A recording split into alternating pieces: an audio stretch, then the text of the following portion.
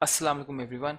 मेरा नाम मोनस उस्मान है और मैं आपको खुशामदीद कहता हूँ एक और टॉपिक में on how to build a micro PL business with Daraz in Pakistan. जी, आज का टॉपिक हम लोग शुरू करते हैं। आज का टॉपिक जो है basically is all about policies and guidelines. Policies and guidelines are the main criteria जिनको आपको फॉलो करना बहुत ज़रूरी है। ये कुछ पॉलिसीज़ ऐसी दराज ने बनाई हैं सेलर्स के लिए, बायर्स के लिए, उनके इंटरेक्शन के लिए, उनकी सेल्स के लिए, जिसको अगर आप ब्रेक करते हैं तो आपको डीलिस्ट कर दिया जाता है। डीलिस्ट से मुराद है कि आपको एज अ सेलर काम नहीं करने देंगे। तो कुछ गाइडलाइंस जो आपको फॉलो करना ज़रूरी है, कुछ पॉलिसीज़ जिनका ख्याल रखना आपको ज़रूरी है। ये सारी पॉलिसी को हम डिटेल में डिस्कस करेंगे ताकि कोई वायलेशन ना करें हम। इनकी जो पॉलिसीज़ होती हैं, गाइडलाइंस होती हैं, पॉइंट बेस्ड सिस्टम पे होती हैं। जितनी ज़्यादा आप पॉलिसीज़ को ब्रेक करते हैं, गाइडलाइंस को फॉलो नहीं करते, आपको पॉइंट्स ऐड होते रहते हैं और उन पॉइंट्स की बेस पे डिफरेंट एक्शंस लेते हैं ये लोग। उन एक्शंस की वजह से आपको ऑर्डर्स कम आते हैं, आपको सेल्स कम आती है और आपको डीलिस्ट भी कर सकते हैं। तो सबसे पहले हमारे पास है सेलर कंप्लायंस पॉलिसी। कि सेलर कंप्लायंस पॉलिसी से मकसद ये होता है कि एक पॉलिसी बनाइए जिसको आपने कंप्लायंस उसकी लाजमी है। कंप्लायंस से मुराद ये होती है कि जो कानून कवायद इन्होंने बनाए हैं आपको वो फॉलो करना लाजिम है। अब अगर आप वो फॉलो नहीं करते तो ये नीचे यहाँ पे एक टेबल दिया हुआ है जहाँ पे पॉइंट्स लिखे हुए हैं और उनकी बेस पे एक्शन लिखा हुआ है और उस एक्शन का एक्चुअली मकसद क्या है या मतलब क्या है, उस एक्शन से आपको क्या आपको कितना किस तरह इफेक्ट पड़ेगा, आपकी सेल्स पे इफेक्ट पड़ेगा, एज अ सेलर आपको कितना इफेक्ट पड़ेगा। फॉर एग्जांपल अगर आपको 0 से लेके 11 तक के पॉइंट अगर अलॉट होते हैं, अगर आपको एक पॉइंट मिल जाता है या 11 तक आप पॉइंट करते हैं तो आपको उस सूरत में जो एक्शन लिया जाता है आपको वार्निंग मिलती है। वार्निंग का मतलब ये होता है कि अगर आपने इसको फर्दर बरकरार रखा और आपने वायलेशंस की तो आपको पीनलाइज कर दिया जाएगा फॉर द नेक्स्ट जो वायलेशन है। अगर आपको पॉइंट 11 से ऊपर मिलते हैं, 12 से लेके 23 तक, तो आपका सर्च जो है वो 7 दिन के लिए ब्लॉक कर देते हैं। इसका मकसद ये होता है, इससे होगा ये कि अगर आपकी सर्च ब्लॉक कर दी, अगर आप प्रोडक्ट आपका जो भी है जिस कैटेगरी में भी फॉल करता है, अगर कोई बंदा सर्च करता है तो सर्च में रिजल्ट्स में आप नज़र नहीं आएंगे। जैसे मैंने आपको बताया था कि सर्च बहुत इंपॉर्टेंट है और अगर आप सर्च में नज़र नहीं आएंगे तो आपको सेल्स नहीं आती हैं। तो अगर आप इस स्कोर में फॉल करते हैं 12 से 23 तो आपके लिए सर्च ब्लॉक हो जाता है। अगर आप 24 से 35 में फॉल करते हैं, अगर आप इतने वायलेशंस करते हैं और आपको ये स्कोर मिलता है तो आपकी लिस्टिंग की रिस्ट्रिक्शन 14 दिन के लिए कर दी जाती है। अब लिस्टिंग रिस्ट्रिक्शन क्या होती है कि आप लिस्टिंग को अब नई लिस्टिंग जो है वो आप अपलोड नहीं कर सकते, आपके प्रोडक्ट्स जो हैं वो लिस्टिंग पे नज़र नहीं आएंगे। आप 14 दिन तक के लिए आप लिस्टिंग क्रिएट नहीं कर सकते, नए प्रोडक्ट्स ऐड नहीं कर सकते। साथ साथ आपको सर्च जब पहले 7 दिन के लिए क्या था, अब आपको 14 दिन के लिए फर्दर सर्च पे ब्लॉक कर देंगे। तो पहले तो आप नई लिस्टिंग नहीं लगा सकते, दूसरा आप 14 दिन के लिए सर्च पे जो भी आपको सर्च करेगा आपके प्रोडक्ट्स रिजल्ट्स में टॉप पर नहीं आएंगे। अगर आप फिर वायलेशन करते हैं और 36 से लेके 47 तक के स्कोर में आते हैं, पॉइंट्स ले लेते हैं, तो आपके प्रोडक्ट्स को ऑफलाइन कर देते हैं। प्रोडक्ट्स ऑफलाइन का मतलब तो जो आपके प्रोडक्ट्स हैं उनको हम लोग दराज जो है वो परमानेंटली हटा देता है और आप नए प्रोडक्ट्स नहीं लगा सकते अनदर 14 डेज़ के लिए। तो जो आपके करंट प्रोडक्ट्स हैं वो तो डिस्क्वालीफाई, उसके बाद जो नए प्रोडक्ट्स आप लगाना चाह रहे हैं वो 14 डेज़ के लिए आप नहीं लगा सकते। अगर आप 47 से ऊपर चले जाते हैं which is 48 and above, that is their limit. जो इनका स्केल सिस्टम है 48 पॉइंट स्केल सिस्टम है, 48 पे आती है आपको परमानेंट अकाउंट डीएक्टिवेशन की कर दी जाती है। इसका मतलब ये है कि परमानेंटली आपका अकाउंट बंद। अब आप ना फर्दर सेल्स कर सकते हैं ना नया अकाउंट खोल सकते हैं। आपका जो शनाख्ती कार्ड इनिशियली लेते हैं, आपकी जो अकाउंट डिटेल्स लेते हैं वो सब ब्लॉक इनकी ब्लॉक लिस्ट में चली जाती है और आपको फर्दर अलाउड नहीं होता to continue as a seller in any case. अब ये देख लेते हैं कि डिफरेंट पॉलिसीज़ क्या है जिसके तहत आपको पॉइंट्स मिलते हैं। तो ये है पॉइंट्स के बेस पे क्या एक्शन लिया जाएगा। अब अगर आप क्या क्या पॉलिसीज़ ब्रेक करते हैं या किस तरह की पॉलिसीज़ हैं जिनको अगर आप नहीं फॉलो करते तो आपको ये पॉइंट्स मिलते हैं। तो सबसे पहले जो हमारे पास आता है वो है product guideline policy. Product guideline policy का मतलब ये है जब आप प्रोडक्ट अपलोड कर रहे होते हैं तो क्या गाइडलाइंस आपको फॉलो करनी है।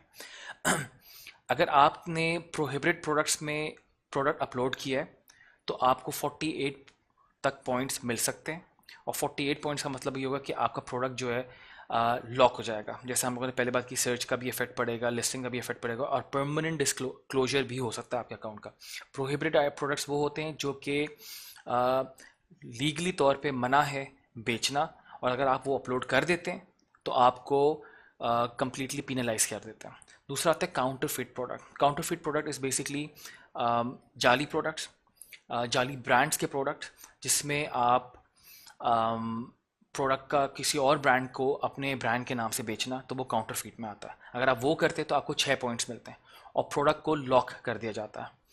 प्रोडक्ट विथ कॉन्टैक्ट इन्फॉर्मेशन, आप हरगिज़ में अपने प्रोडक्ट में जो आपकी लिस्टिंग होती है उसकी डिस्क्रिप्शन में अपना कॉन्टैक्ट डिटेल्स नहीं डाल सकते। आप अपना फ़ोन नंबर नहीं डाल सकते, अपना नाम नहीं डाल सकते, अपनी ईमेल नहीं डाल सकते, कोई भी कॉन्टैक्ट करने का तरीका नहीं डाल सकते। अगर आप वो डालते हैं और दराज उसको आइडेंटिफाई कर लेता है तो उनका सिस्टम आपको 4 पॉइंट देता है। 4 पॉइंट की बेस पे आपका प्रोडक्ट जो है वो डीएक्टिवेट कर देता है, वो प्रोडक्ट आपका निकाल दिया जाता है। इनकरेक्टली टैग प्रोडक्ट कैटेगरीज, अगर आपने एक्स कैटेगरी में काम करें और आपने उसकी जो टैगिंग है वो वाई कैटेगरी में कर दी है, तो आपको अगेन 3 पॉइंट्स मिलते हैं और आपका प्रोडक्ट लॉक कर दिया जाता है। फिर आता है मिसलीडिंग प्रोडक्ट। अब मिसलीडिंग प्रोडक्ट से मुराद ये है कि आप बेच कुछ रहे हैं लेकिन आप मिसलीड कर रहे हैं बाय सेइंग समथिंग एल्स। आप दिखा कुछ रहे हैं इमेजेस में और जब वो प्रोडक्ट रिसीव होता है तो वो कुछ और है। तो जब वो रिसीव होता है तो कस्टमर आपकी कंप्लेन करता है और कहता है कि मैंने ये मांगा था, मुझे मिला ये। अगर आप इस तरह मिसलीडिंग प्रोडक्ट करते हैं तो आपको 2 पॉइंट मिलते हैं और आपका प्रोडक्ट लॉक कर दिया जाता है। उसके बाद आता है फेक डिस्काउंट्स। अगर आपने जानबूझ के अपनी प्राइस को बहुत ज़्यादा बढ़ाया है और उस पर फेक डिस्काउंट दिया है, वेराज वो एक्चुअली में डिस्काउंट नहीं बनता। जैसे अगर आपकी 100 रुपये की चीज़ से आपने उसको 200 रुपये करके वापस 100 पे लिया और कहा 50% ऑफ, तो दैट्स अ फेक डिस्काउंट। इसकी बेस पे आपको 1 पॉइंट मिलता और आपका प्रोडक्ट को डीएक्टिवेट कर सकते हैं। फिर आता है प्रोडक्ट डुप्लीकेशन। प्रोडक्ट डुप्लीकेशन से मुराद ये है कि आपने एक टी शर्ट लगाई है और वो उस एक लिस्टिंग लगाई है, अगर लेकिन आप चाह रहे हैं आपको रिजल्ट ज़्यादा मिले, तो आपने उसी प्रोडक्ट की बहुत सारी कॉपीज़ बना के प्रोडक्ट को अपलोड करना शुरू कर दिया। आपने प्रोडक्ट को डुप्लीकेट करके बार बार अपलोड कर दिया। उससे ये होता है जब कोई सर्च करेगा तो आपके प्रोडक्ट्स नज़र आते हैं, एक ही प्रोडक्ट जो बार बार नज़र आ रहा होता है। इसको प्रोडक्ट डुप्लीकेशन कहते हैं। हर प्रोडक्ट की सिर्फ एक लिस्टिंग अलाउड है। अगर आप डुप्लीकेशन करते हैं और ये आइडेंटिफाई हो जाता है तो आपको 1 पॉइंट मिलता है और इसकी बेस पे आपको आपका जो प्रोडक्ट है वो लॉक कर दिया जाता है। Keyword spam in detail, product की डिटेल में। कीवर्ड स्पैम से ये होता है कि आपने जो डिटेल लिखी है प्रोडक्ट की, डिस्क्रिप्शन आप लिखते हैं, उसमें आपने बहुत सारे कीवर्ड जो कि इररेलेवेंट हैं और आप उसमें वो लिखे चले जा रहे हैं जस्ट बिकॉज कि आप जब कोई सर्च करे तो आपका प्रोडक्ट टॉप पर आए। तो अगर आप कोई सर्च कर रहा है टी शर्ट्स और आप अगर टीवी बेचते हैं और वो भी आना शुरू हो जाता है उसमें, तो दैट मीन्स कि आपने कीवर्ड स्पैमिंग की है। आप चाह रहे हैं कि जो भी बंदा जो भी सर्च करे मेरा प्रोडक्ट टॉप पे आना चाहिए। That is wrong. You have to have exact keywords.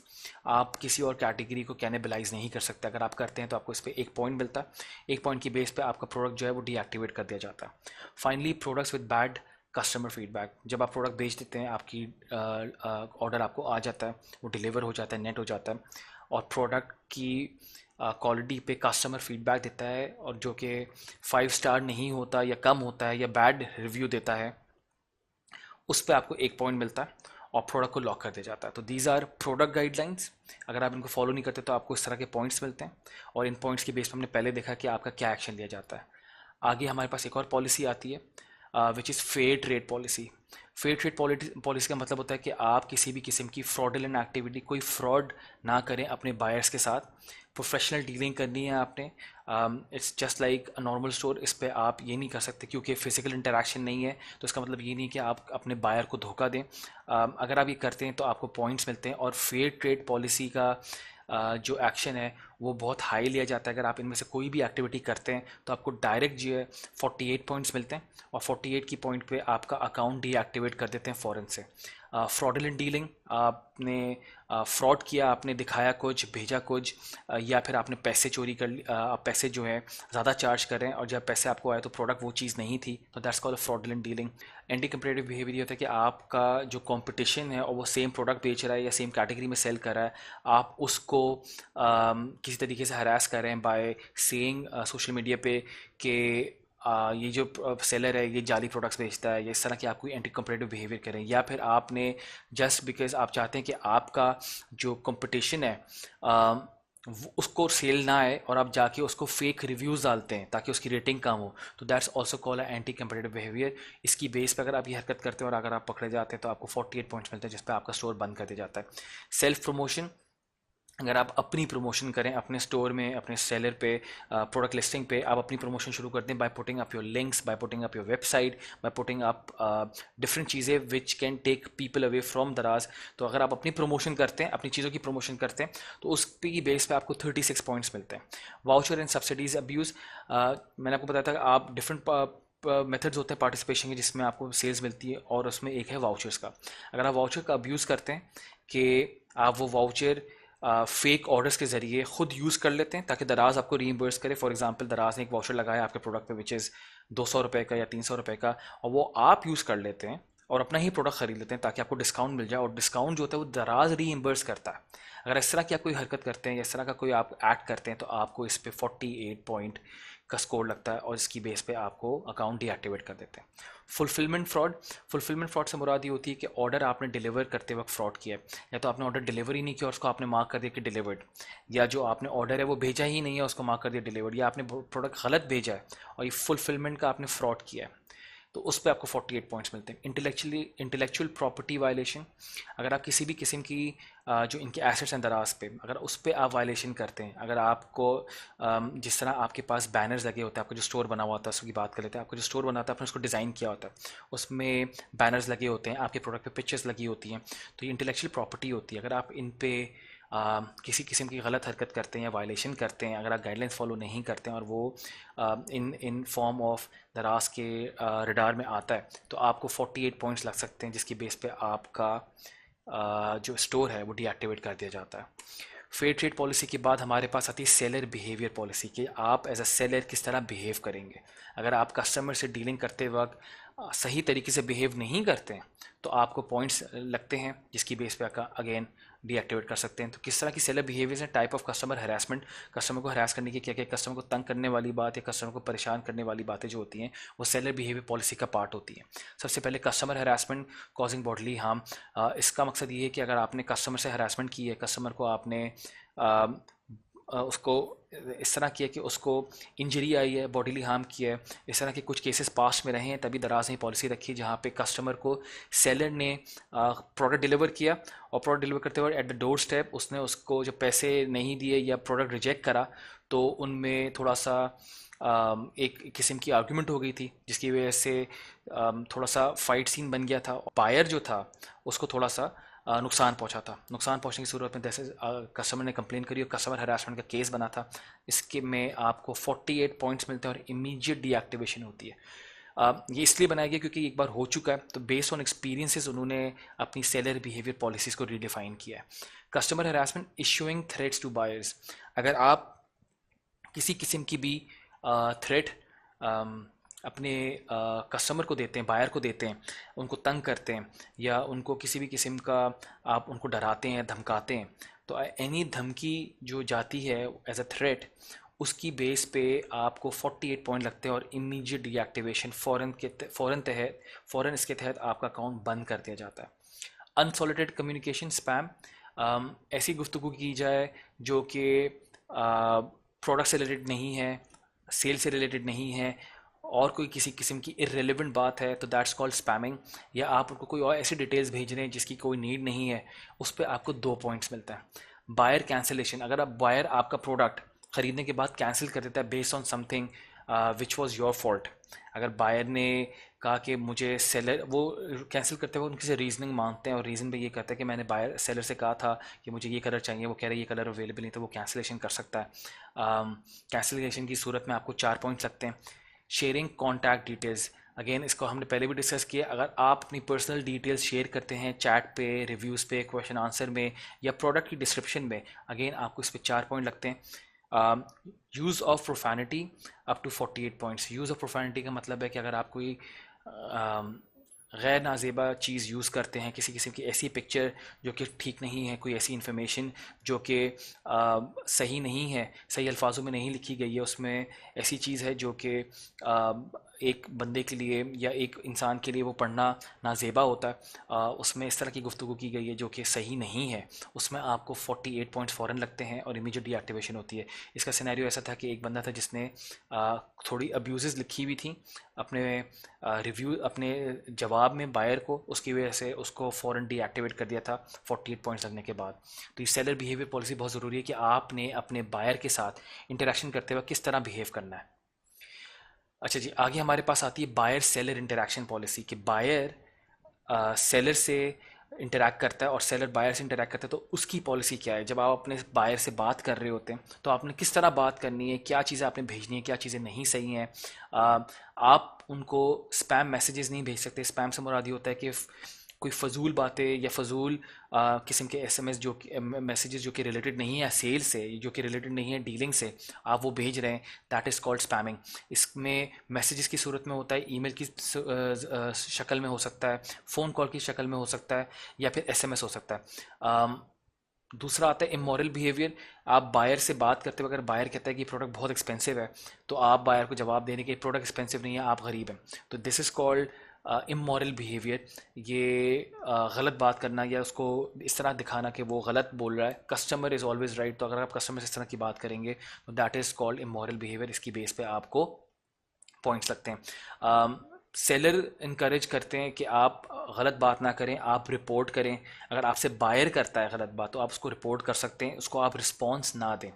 Ideally अगर आपसे बायर कुछ गलत बात करता है, कहता है कि प्रोडक्ट ठीक नहीं है और आपने बहुत फजूल प्रोडक्ट भेजा है, आप और आपके रिव्यू पे, आपके पेज पे वो रिव्यूज़ गलत डाल रहा है, आप उनको रिपोर्ट कर सकते हैं बेस्ड ऑन, आपने कोई रिप्लाई नहीं करें उनको उस वक्त, रिएक्शन नहीं कर दें। एक्शन पे रिएक्शन करने से थोड़ा सा गलत रिएक्शन निकल सकता है। तो जस्ट स्टे काम, आप रिपोर्ट करें और वो आपका जो केस है ज़रा उसको पिकअप करके उसको सॉल्व करा देता है।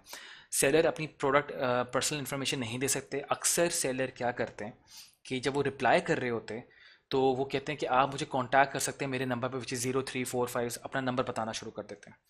आप ये नहीं कर सकते। आप सेलर को, आप बायर को अपना पर्सनल इन्फॉर्मेशन नहीं दे सकते किसी भी सूरत में, ना प्रोडक्ट डिस्क्रिप्शन में, ना रिप्लाई करने में, ना चैट पे, ना मैसेजेस में।